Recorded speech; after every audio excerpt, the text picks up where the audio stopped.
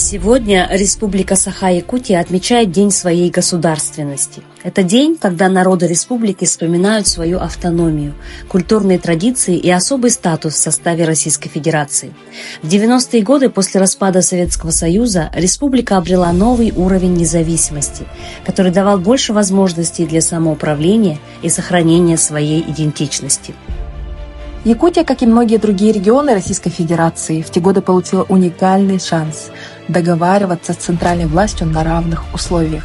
Заключение федеративного договора и подписание соглашения между республикой и Москвой даровали республике особый статус, расширенные права на пользование природными ресурсами, защиту культуры и языков.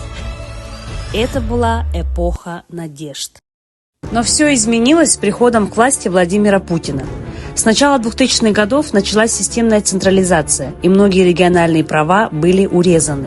Республика Саха, как и другие регионы, оказалась под жестким контролем федерального центра.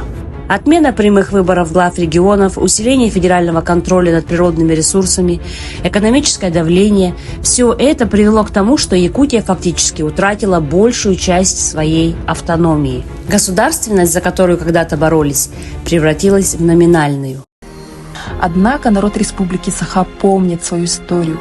День государственности – это напоминание о том, что право на самоопределение, на свою культуру и язык – это не просто абстрактные понятия, а неотъемлемая часть жизни каждого якутянина. Будущее нашей республики в руках ее народа.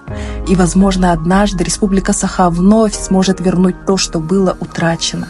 Главное сейчас помнить, за что когда-то боролись Амосов, Аюнский, Аржаков, Барахов, Николаев, и быть готовыми к новым вызовам.